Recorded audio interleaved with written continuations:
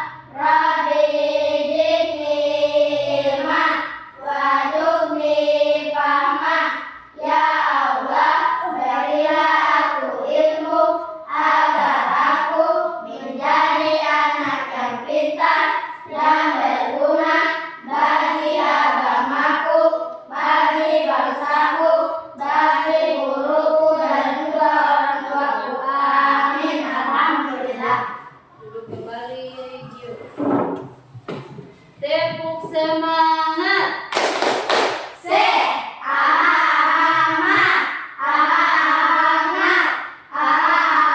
Semangat pagi. Tepuk P5. Project penguatan profil belajar Pancasila. Belajar Pancasila beriman dan bertakwa pada Tuhan Yang Esa dan beralam mulia, berkenindahan moga, gotong royong mandiri, kreatif dan bernalar kritis. Berikutnya lagu Indonesia Raya, berdiri semua. Nah, nyanyikan lagu Indonesia Raya. 1, 2, 3. Indonesia tanah airku, tanah tumpah darahku. Di sanalah aku berdiri, jadi pandu ibuku. Indonesia kebangsaanku, bangsa dan tanah airku. Marilah kita bersatu, Indonesia bersatu. Hiduplah tanahku, hiduplah negeriku, bangsaku, rakyatku semuanya. Bangga jiwanya, bangga badannya, untuk Indonesia Raya. Indonesia Raya, merdeka, merdeka, tanahku, negeriku yang ku cinta. Indonesia Raya, merdeka, merdeka, hiduplah Indonesia Raya. Oke, silakan duduk kembali.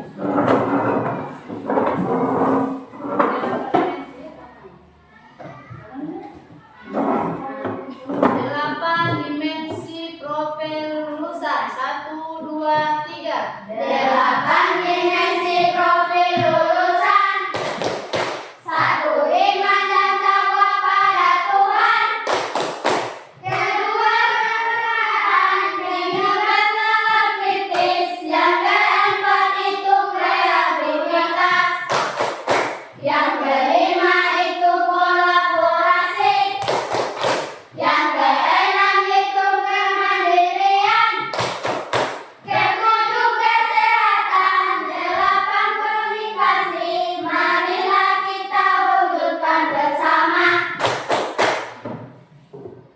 Oke, hari ini Ibu daftar hari dulu ya. Ya. Abizar Gifahri Lapante, Al-Faisal Umar, Muhammad Gio Saputra Kahawa, Muhammad Wahyu Saputra Salah, Asra Kamaru, Fatul Ursula Mandari, Kanaya Asyafa Damilu, Natasya Putri Hasan, Putri Akila Al-Fatihah Sidiki, Sipa Arliana Pakaya,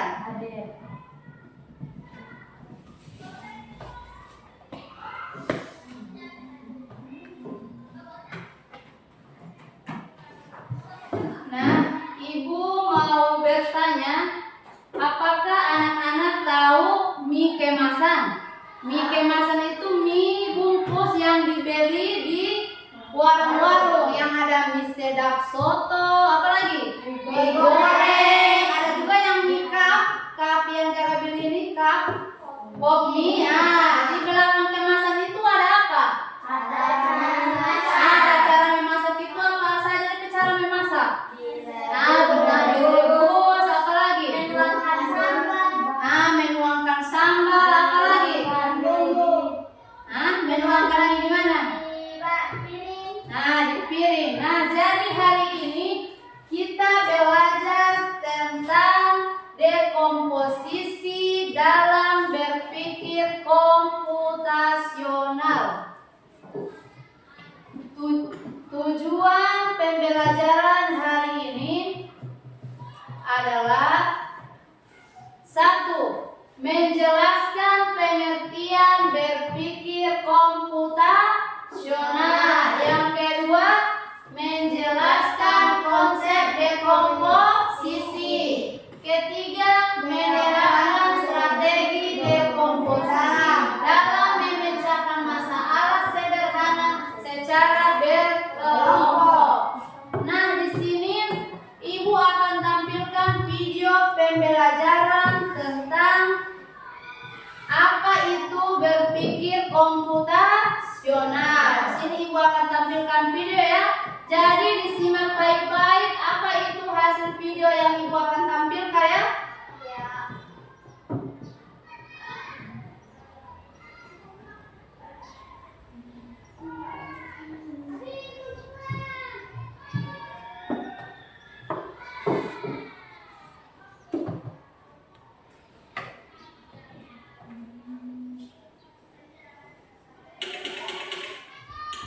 Pengenalan computational thinking.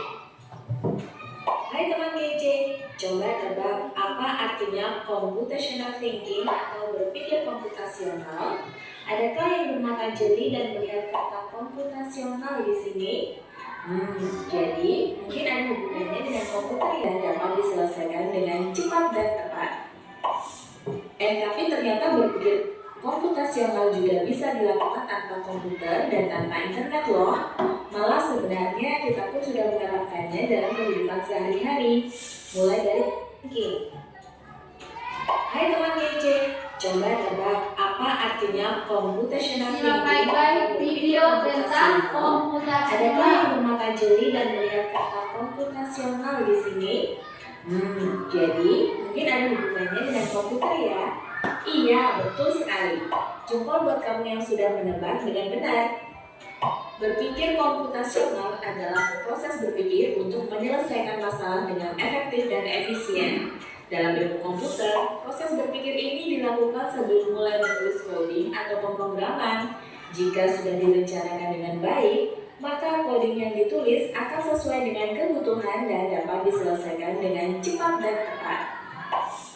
Tapi ternyata berpikir komputasional juga bisa dilakukan tanpa komputer dan tanpa internet loh. Malah sebenarnya kita pun sudah melakukannya dalam kehidupan sehari-hari.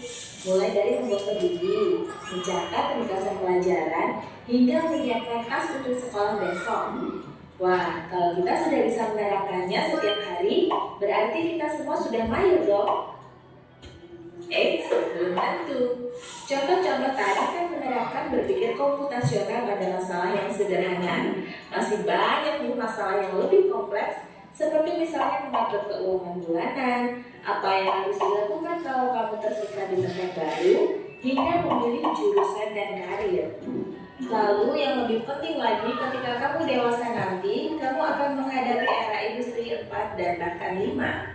Di sini kamu perlu kecakapan untuk memanfaatkan dunia digital, mulai dari mencari dan memilah informasi yang kamu perlukan, hingga menggunakan informasi itu untuk membuat keputusan penting dalam hidupmu. Menghadapi masalah kompleks kehidupan di masa sekarang dan masa depan ini mirip seperti merencanakan coding yang sudah dibahas sebelumnya. Kuncinya adalah mengenali masalah dengan tuntas dan mencari cara menyelesaikan yang efektif dan efisien. Nah, kalau begitu, bagaimana Anda juga bisa menjadi komputasional? Sekarang kita bahas ya, 4 landasan dari berpikir komputasional. Yang pertama, dekomposisi. Dekomposisi artinya membagi masalah kompleks ke bagian yang lebih kecil agar mudah diselesaikan. Misalnya, kamu ditunjuk jadi ketua panitia lomba 17-an. Maka, untuk memudahkan pelaksanaan, kamu bisa menunjuk panitia bagian acara, konsumsi, publikasi, keamanan, dan lainnya. Yang kedua, pengenalan pola. Artinya mencari kesamaan dan pola di antara bagian-bagian masalah kompleks yang sudah dipecah. Misalnya, kamu hendak melipat dan menyimpan jemuran di rumah, maka kamu perlu bisa mengenali jemuran milik ayah, ibu, kamu, adik, dan milik bersama seperti spray, handuk, dan lainnya. Ini karena jemuran-jemuran itu perlu disimpan di tempat yang berbeda. Yang ketiga, abstraksi. Artinya fokus pada informasi yang penting saja, mengabaikan detail yang tidak diperlukan. Misalnya, kamu hendak menceritakan pengalamanmu berwisata ke luar kota. Tentunya kamu mengalami banyak hal dari mulai berangkat di bus, berfoto bersama, makan di restoran, menginap di hotel, hingga perjalanan pulang. Tapi nggak mungkin kan kamu ceritakan semua kejadian dengan detail pada teman-temanmu. Pasti mereka bosan kalau kelamaan. Jadi, kamu harus menyaring beberapa kejadian yang menarik saja untuk diceritakan pada teman. Yang terakhir, algoritma. Artinya membuat langkah-langkah penyelesaian atau membuat aturan yang diikuti untuk menyelesaikan masalah. Misalnya, kamu diberi daftar belanja di supermarket oleh ibu. Ada minyak goreng, telur, roti, sayur, dan kopi. Lalu kamu harus buru-buru karena ibu sudah mau memasak dengan minyak goreng itu. Nah, kalau seperti ini, satu cara yang efisien misalnya mulai dengan mengambil barang yang paling dekat dari pintu masuk hingga terakhir yang paling dekat dengan kasir. Nah, itu dia 4 landasan berpikir komputasional yang perlu diterapkan untuk memecahkan masalah yang kompleks. Lalu berikutnya, apakah ada cara untuk mengasah kemampuan berpikir komputasional? Tentu ada. Selain bisa coba kamu terapkan ke masalah sehari-harimu, kamu bisa juga latihan soal tujuan berbeda. Bis berarti pertama. Nah, adik-adik, sini sudah lihat kan itu ada 4 berpikir komputasional. Ada 4 itu apa saja dulu? Ada 4 langkah berpikir komputasional. Yang pertama apa tadi di video? Ada dekomposisi, apa lagi? Pengenalan pola, algoritma, dan abstraksi. Ulang yang keempat, itu 4 langkah berpikir komputasional itu ada apa saja dulu di langkah-langkah? Yang pertama, dekomposisi. Yang kedua apa? Pengenalan pola. Yang ketiga, abstraksi. Yang keempat, algoritma. Jadi hari ini itu kita belajar hanya satu saja, yaitu dekomposisi. Jadi cuma satu berpikir komputasional yang kita ambil hari ini, yaitu dekomposisi. Oke, Ibu jelaskan kembali itu apa itu dekomposisi. Diulang lagi 4 langkah itu apa saja dulu? Dekomposisi, pengenalan pola, apa lagi? Abstraksi, dan algoritma. Jadi hari ini belajar tentang dekomposisi.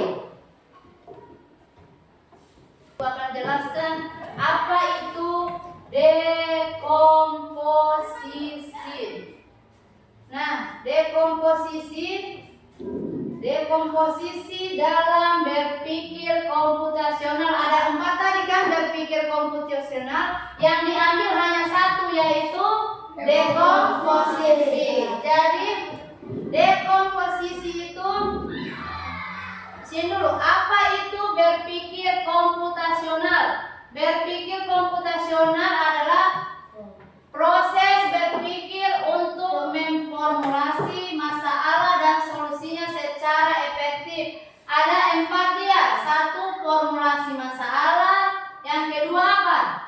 Ini. Keterampilan 67%. Pendidik global setuju.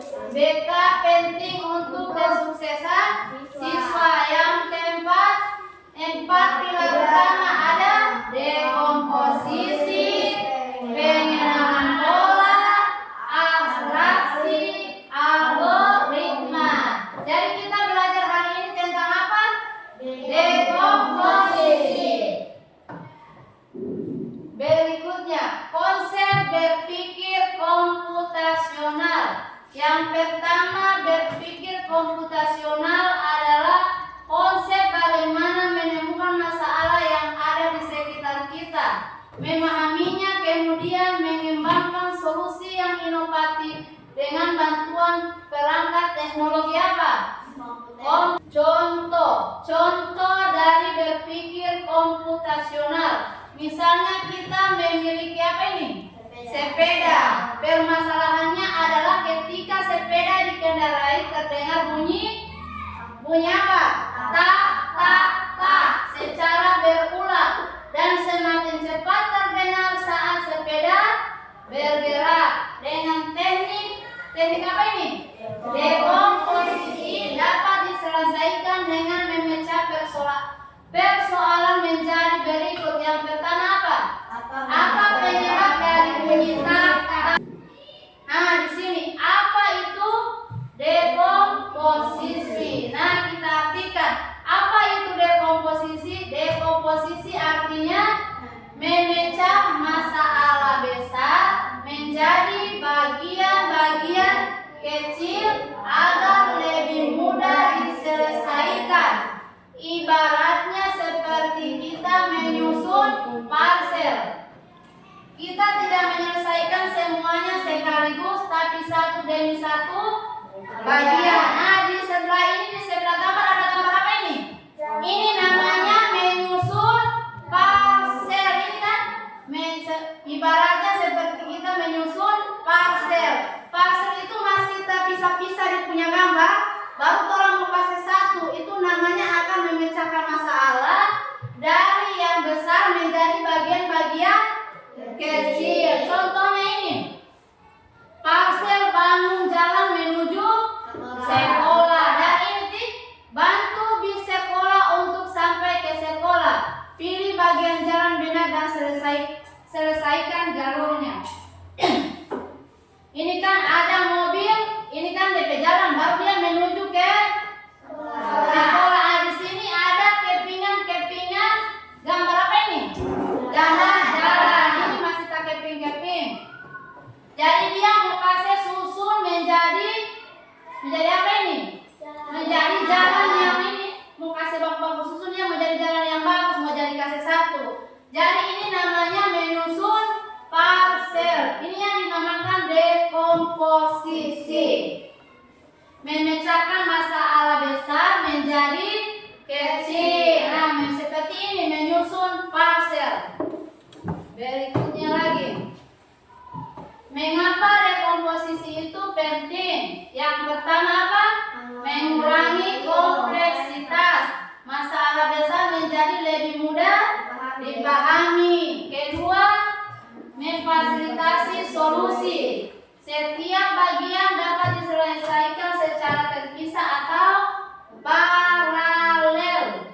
Ketiga, berikutnya, kenapa harus dekomposisi? 1. Masalah besar bisa jadi lebih mudah dipahami. Kedua, kita bisa fokus menyelesaikan satu bagian dulu.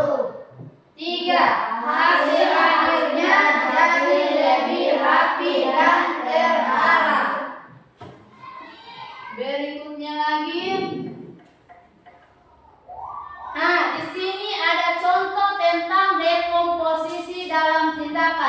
memasak nasi goreng.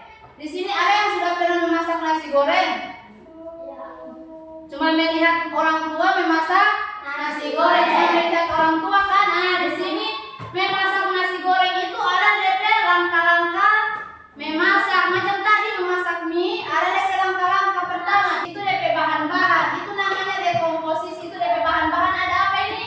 Nasi, telur, bawang, cabai, bumbu halus, penyedap timun, tomat, kerupuk. Nah, itu bahan-bahannya membuat nasi goreng. Nah, sekarang itu baru DP bahan. Sekarang solusi dalam tindakan menghias ruang.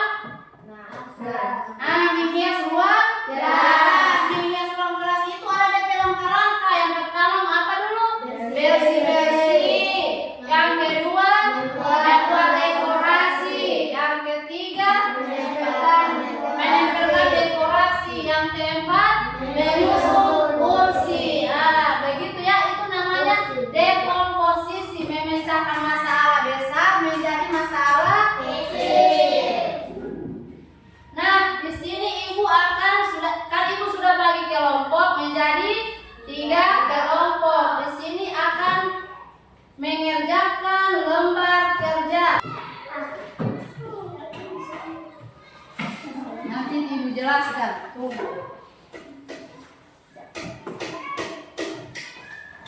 Tempat sampah daur ulang. Nanti ibu sudah bagikan LKPD.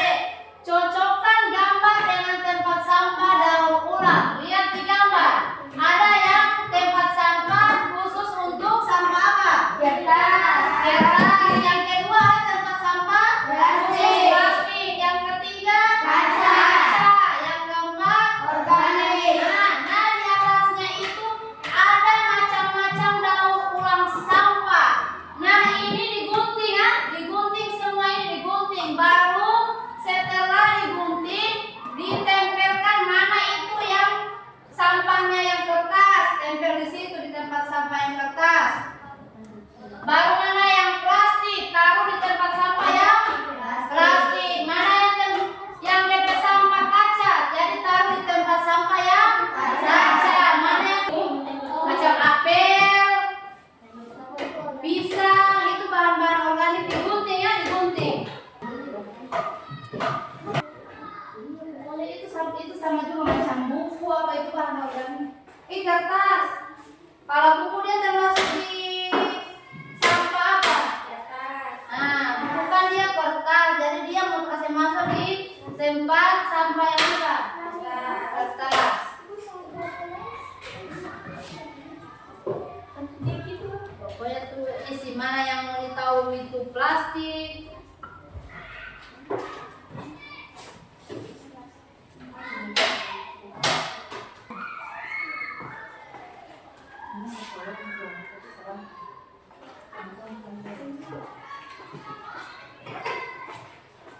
Jadi pisahkan dia mana tempat sampah yang daur ulangnya kertas, plastik, kaca, organik yang DP bahan.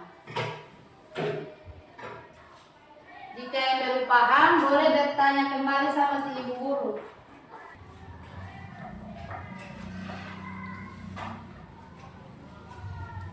Natasha bisa membedakan mana itu tempat sampah yang kertas, plastik, kaca, organik. Bisa membedakan? Nah, kalau dia buku itu taruh di tempat sampah mana? Buku, kertas. Kalau botol itu termasuk di tempat sampah mana apa? Botol. Dimasukkan di tempat sampah yang mana? Apa? Botol. Oke, kalau buat ini ada dia punya semangka. Ini semangka kita tiap kelompok mempresentasikan hasil kerjanya. Tepuk semangat. Semangat.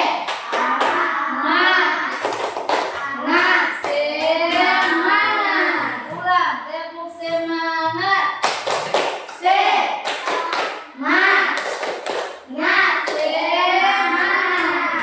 Oke.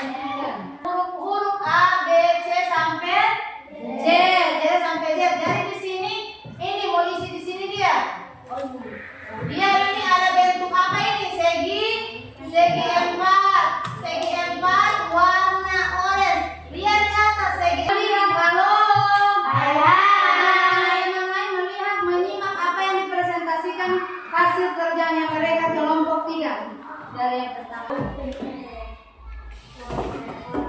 Oke, tiga.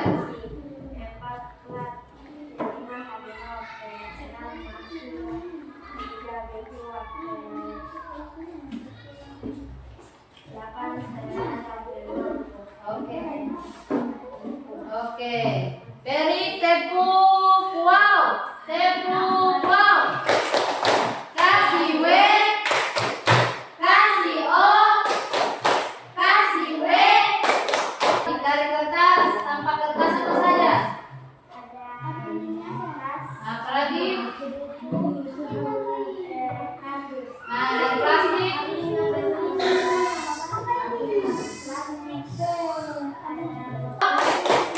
Kasih W. Wow, wow, wow, wow. Berikutnya kelompok 2.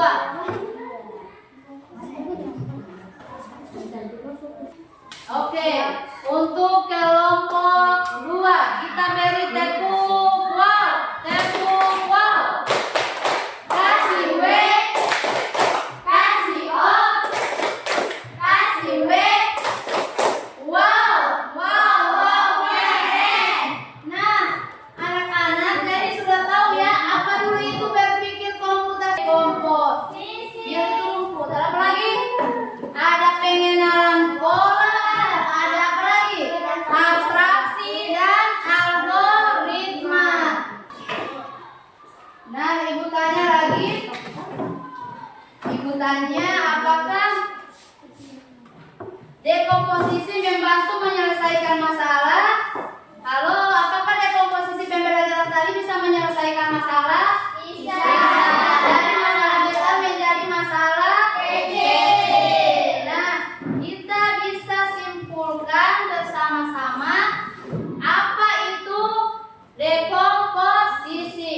Dekomposisi itu adalah proses memecah masalah atau sistem yang kompleks menjadi bagian-bagian yang lebih kecil dan lebih mudah dikelola dengan memecah masalah. Dekomposisi tadi seperti apa dulu tadi? Membuat nasi goreng. Itu dekomposisi membuat nasi goreng. Yang pertama dekomposisi bahan. Dari bahan nasi goreng apa saja tadi? Ada telur. Dari proses pembuatan apa tadi? Nasi goreng digoreng. Baru apa lagi? Dicampurkan apa? Bumbu. Apa lagi? Dan disajikan di piring. Oke, nah ibu tanya lagi. Apakah masalah besar di rumah yang bisa kamu pecahkan menjadi tugas-tugas besar? Apa masalah besar yang bisa kamu pecahkan menjadi tugas-tugas kecil dari Fatul? Apa masalah besar yang bisa dipecahkan menjadi kecil? Oke, dari tepuk tangan dulu. Tadi, apa masalah yang bisa dipecahkan? Oh, membersihkan debu di meja.